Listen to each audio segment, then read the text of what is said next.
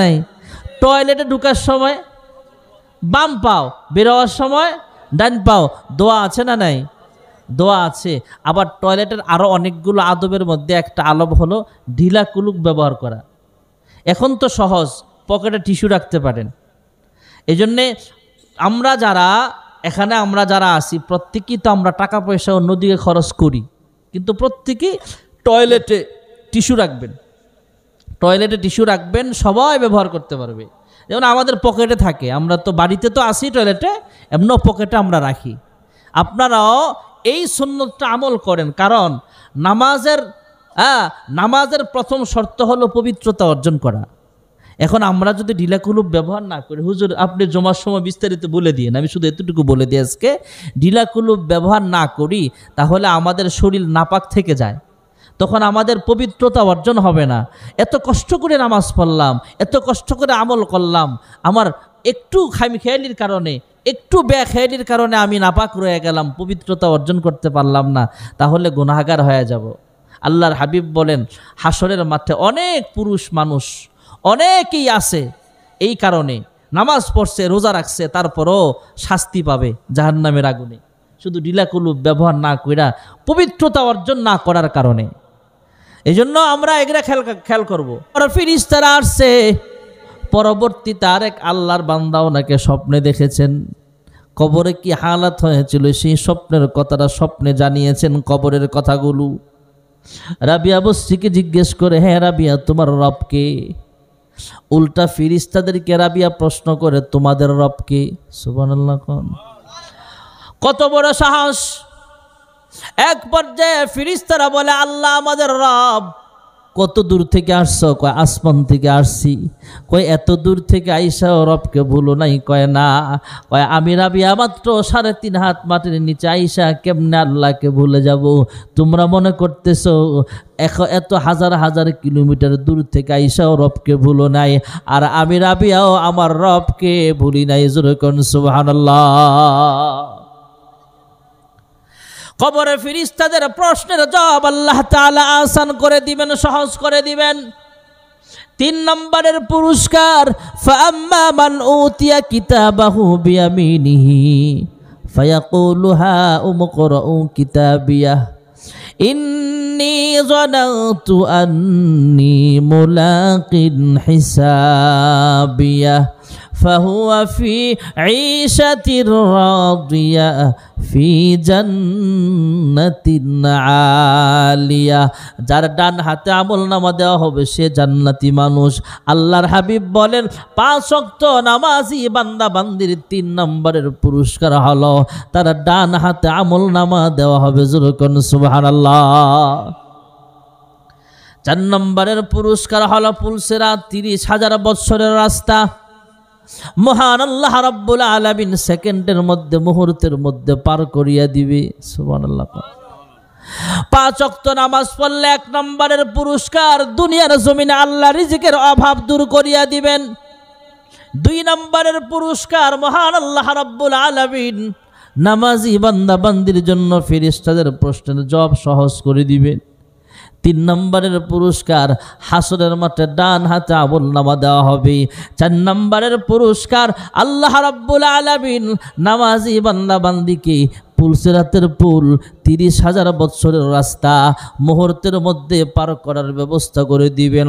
আর 5 নম্বরের ভিআইপি পুরস্কার হলো, ইন্নাল্লাযীনা আমানু ওয়া আমিলুস সালিহাতি কানাত লাহুম জান্নাতুল ফিরদাউসি নুজুলা। ইমানদার আমলওয়ালা যখন হয়ে যাবে, ইমান আমল নিয়ে যদি আমরা চলতে পারি, আল্লাহর হাবিব বলেন 5 ওয়াক্ত নামাজি বান্দা বান্দির 5 নম্বরের পুরস্কার হলো আল্লাহ তাআলা নামাজি বান্দা বান্দিকে বিনা হিসেবে জান্নাতের মেহমান বানায় দিবে। আল্লাহ রাব্বুল আলামিন আমরা যারা আছি পুরুষ মহিলা সবাইকে 5 ওয়াক্ত নামাজ সময় মতো আদায় করার তৌফিক দান করেন, সকলে বলে আমিন। লা ইলাহা ইল্লাল্লাহু মুহাম্মাদুর রাসূলুল্লাহ সাল্লাল্লাহু আলাইহি ওয়াসাল্লাম। তাহলে আমরা ইবাদত করব, জোরে বলেন কার? দুনিয়াতে মারে মা কয়া ডাক দিলে মা বেজার হয় না খুশি হয়? রাগ হয়, গুসা হয় না খুশি হয়? আব্বারে আব্বা বলে ডাক দিলে গুসা হয় না খুশি হয়? চেয়ারম্যানকে চেয়ারম্যান বলে ডাক দিলে খুশি হয়ে যায়। আব্বারে আব্বা বলে ডাক দিলে খুশি, মারে মা কয়া ডাক দিলে মা খুশি হয়ে যায়। খতিব সাহেব ইমাম সাহেবকে ইমাম সাহেব বলে ডাক দিলে খুশি হয়ে যায়। আল্লাহ ডাক দিয়া কয় উদউনি আস্তাজিব লাকুম। এ আমার মায়ার বান্দা বান্দি, আমি আল্লাহর দেওয়া জিব্বাটা লড়ায়া লড়ায়া আমি আল্লাহকে ডাক দিলেও আমি আল্লাহ খুশি হয়ে যাই। যেরকম সুবহানাল্লাহ। মহান আল্লাহ রাব্বুল আলামিন বড় আদর করে আমাদেরকে বানিয়েছেন। ভাইয়ারা আমার, আল্লাহ নিজে হলেন ইঞ্জিনিয়ার। মহান রব্বুল আলামিন কুদরতি আওয়াজ দিয়া কয় ফিরিস্তারা রে তোমরা আদমের বৌড়ি বানাও। ফিরিস্তারা জিজ্ঞেস করলেন, হ্যাঁ মালিক, আদমের বৌড়িটা কেমনে বানাইলে আপনি খুশি হবেন? আল্লাহ ডাক দিয়া কয় এইভাবে এইভাবে বানাও। ফিরিস্তারা বানালেন। আয় আল্লাহ, আদমের দুইটা হাত কেমনে বানাবো? আল্লাহ বইলা দিলেন এইভাবে 5টা আঙ্গুল দিবা, এইভাবে এইভাবে সাজাইবা। আঙ্গুল এইভাবে বানাতে হবে, বৃদ্ধাঙ্গুলটা এমন বানাইবা, আর 4টা আঙ্গুলটা অন্যরকম বানাইবা। জন্য ইমানই বলে বলিয়ান হয়ে জোরে আল্লাহু আকবার, আর মুহাব্বতে আল্লাহু আকবার। وما خلقت الجن والإنس إلا ليعبدون।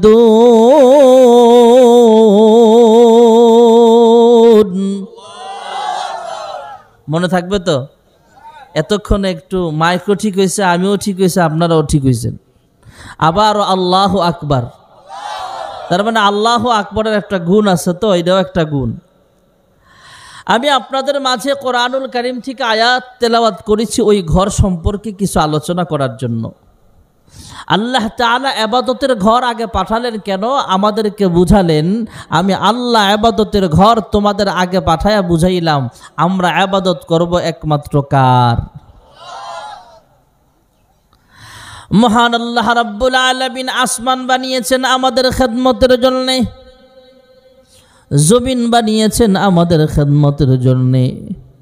জমিনের ভিতরে আল্লাহ বিভিন্ন নাজ নিয়ামত দিয়েছেন আমাদের জন্যে। হুয়াল্লাযী খালাকা লাকুম মা ফিল আরদি জামিআ। আল্লাহ বলে, বান্দা আমি আল্লাহ জমিনের সব নাজ নিয়ামত আমি আল্লাহ তোমার জন্য বানাইলাম। এ বান্দা আমি আল্লাহ গাছের ফল দিলাম তোমার জন্য নিয়ামত। আমি আল্লাহ তোমাকে ভাত খাওয়াইতেছি, রুটি খাওয়াইতেছি। আমি আল্লাহ হরেক রকমের সবজির ব্যবস্থা করলাম। আমি আল্লাহ গাছ গাছালি পাখ পাখালি সব বানিয়েছেন আমাদের জন্য, আর আমাদেরকে বানিয়েছেন একমাত্র আল্লাহর গোলামির জন্য। যেরকম সুবহানাল্লাহ। আল্লাহ রাব্বুল আলামিনের নিয়ামত শেষ নাই ভাইয়ারা আমার। রাতে যেমন অন্ধকার, দিনের বেলাও যদি অন্ধকার হয় তাহলে মানুষ কাজ করতে কষ্ট হবে। রাতের অন্ধকারের মতো দিনের বেলাও যদি থাকে তাহলে মানুষ কৃষি কাজ করবে কিভাবে? মানুষ অন্যান্য কর্মব্যস্ততা কিভাবে পার করবে?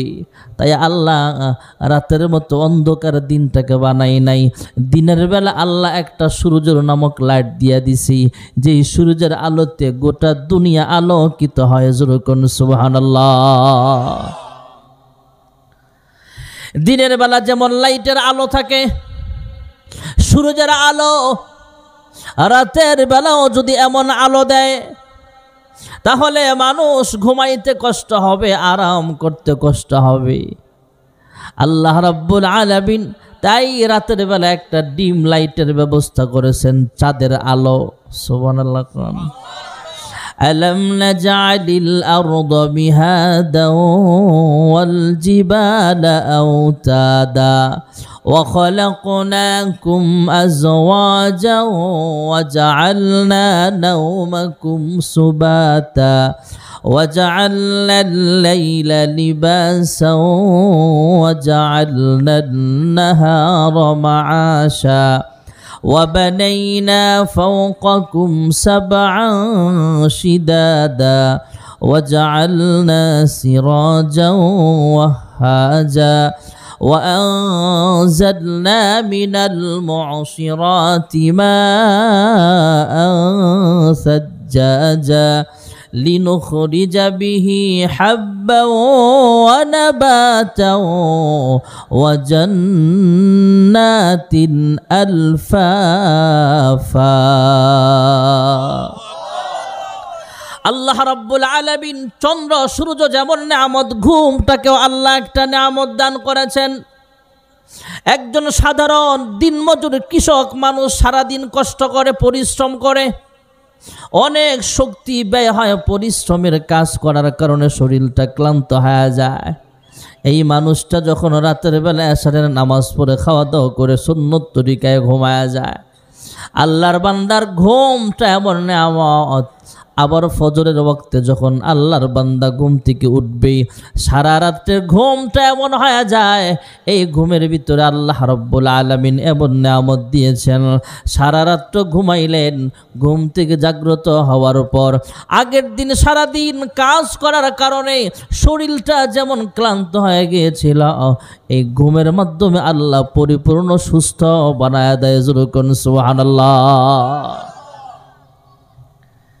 দেখবেন সারাদিন কাজ করছেন, শরীর ব্যথা, হাত পা সব ব্যথা করতেছে, আর কাজ করতে পারতেছে না, এমন হয়ে গেছে শরীর অকেজো হয়ে গেছে। কিন্তু ঘুম থেকে উঠলে, ঘুমায়া গেলে, এই ঘুম এমন নিয়ামত, উঠার পরে আগের মতো শক্তির ফিরায় দেয় কে? আর জবানটা খুলে ডাক দেন না আল্লাহ। ঘুমের ভিতরে মহান আল্লাহ রাব্বুল আলামিন ঘুম যেমন নিয়ামত দিয়েছেন ভাইয়েরা আমার, এই ঘুমের সময় আল্লাহর রহমত আমাদের উপরে নাজিল থাকে। আমার আল্লাহ হলেন এমন আল্লাহ, আমরা ঘুমাই কিন্তু আমার আল্লাহ কিন্তু ঘুমায় না। আল্লাহু লা ইলাহা ইল্লা হুয়াল হাইয়ুল কাইয়্যুম।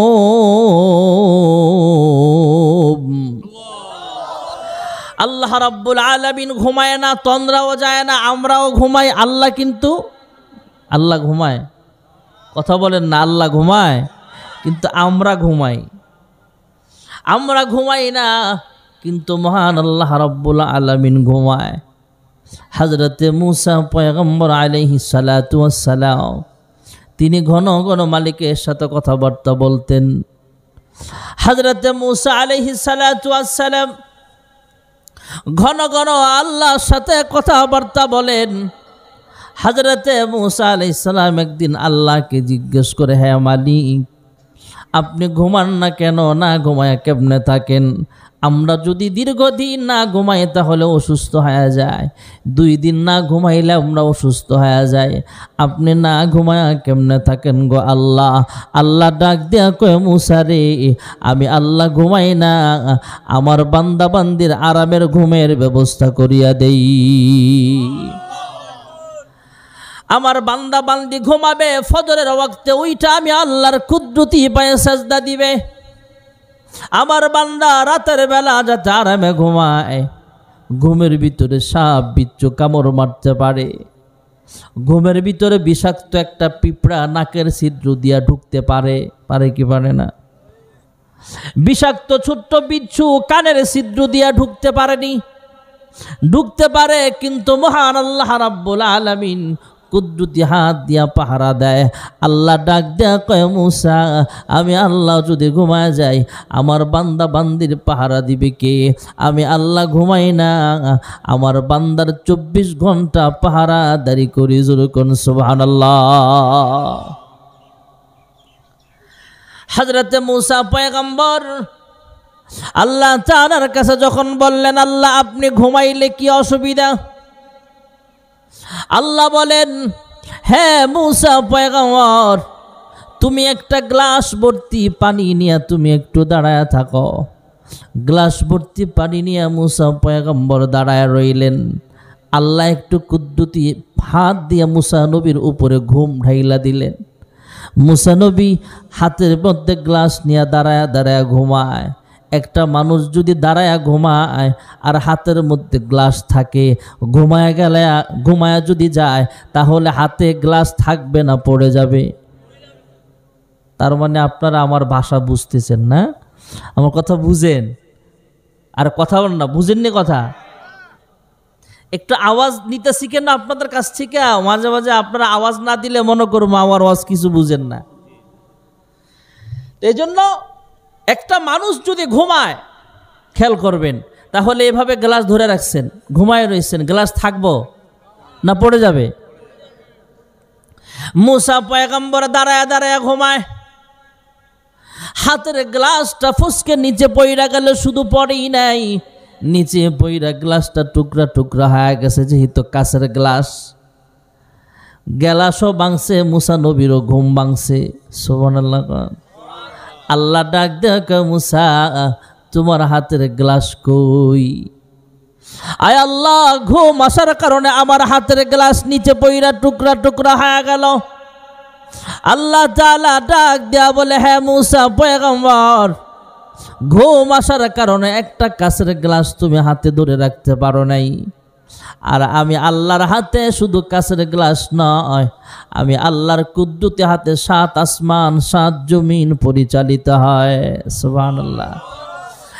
الذي خلق 7 سماوات طباقا ما ترى في خلق الرحمن من تفاوت فارجع البصر هل ترى من فطور।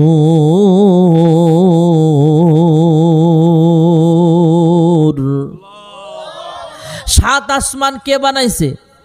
আরো আস্তে কয়েন, কে বানাইছে? আল্লাহ রাব্বুল আলামিন বলেন, হ্যাঁ মুসা পয়গম্বর, তোমার হাতে ঘুম আসার কারণে একটা গ্লাস রাখতে পারো নাই। আর আমি আল্লাহর কুদ্দুতি হাতে 7 আসমান পরিচালিত হয়, 7টা জমিন পরিচালিত হয়, কুল কায়নাত আমি আল্লাহর কুদ্দুতি হাতে পরিচালিত হয়। আমি আল্লাহ যদি ঘুমায়া যাই সব কিছু ধ্বংস হয়ে যাবে।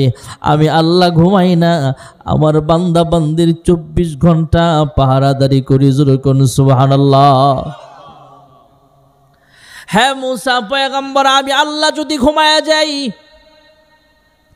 আমার কিছু কিছু বান্দা বান্দি আছে রাতের বেলা আমি আল্লাহকে ডাক দেয়। আমরা ঘুমাই, কিন্তু আল্লাহর কিছু কিছু বান্দা বান্দি আছে রাতের বেলা তাহাজ্জুদের মুসল্লায় দাঁড়ায় যায়, আছে না নাই? আমার আগে বক্তা সাহেব বাইজিদ বুস্তামির কথা বলেছিলেন, তিনিও রাতের বেলা তাহাজ্জুদ নামাজ পড়তেন, আল্লাহর কাছে কাঁদতেন।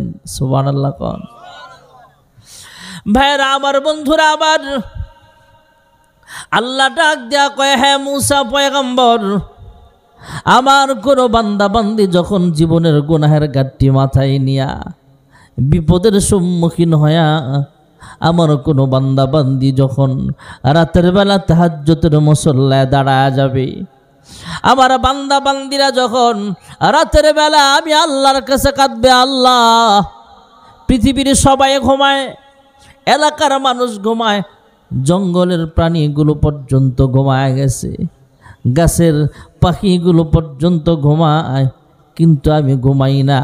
আমার জীবনের গুনাহের অনুসূচনা হয়ে গেছে, আমার মনের ভিতরে ভয়, এই গুনাহের কারণে নাকি আবার জাহান্নামে যাওয়া লাগে। গুনাহগার হাম, গুনাহগার হাম, গুনাহগার, তুগফারু তুসাত্তারু তুজাব্বার, ইয়া ইলাহাল আলামিন ইবনিয়াস, দিন দুনিয়া মে হামারা কারসাজ।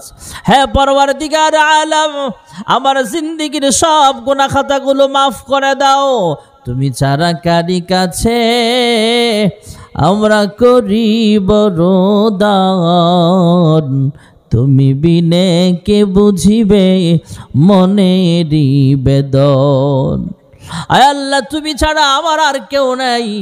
দুনিয়ার ভিক্ষুক এক দরজা থেকে ফিরে দিলে অন্য দরজায় যাওয়ার সুযোগ পায়। আমরা তো একমাত্র তোমার দরজার ভিখারি গো মাওলা, ফিরাইয়া দিও না আমাকে, তুমি মাফ করে দাও। মুসা নবী ডাক দিয়া কয়, আল্লাহ তাআলা ডাক দিয়া কয়, হে মুসা পয়গম্বর, আমি আল্লাহ যদি ঘুমায়া যায়, মানুষ ঘুমায়, অন্যরাও ঘুমায়, আমি আল্লাহ যদি ঘুমায়া যাই আর গভীর রাত্রে আমার কোনো বান্দা বান্দি যখন আমি আল্লাহর দরবারে ডাক দেয়, ক্ষমা চায়, আমি আল্লাহ যদি ঘুমায়া যাই, আমার বান্দা বান্দির ডাকের সাড়া দিবে কে? আমি আল্লাহ ঘুমাই না, আমার বান্দা বান্দির জিন্দেগির সব গুনাহ খাতাগুলো মাফ করে দেই। ক্ষমা চাও ডুবে যদি পাপ দরিয়ায়, ক্ষমা করে দিবেন প্রভু দয়া বিলায়। দরগাহে কেন তার,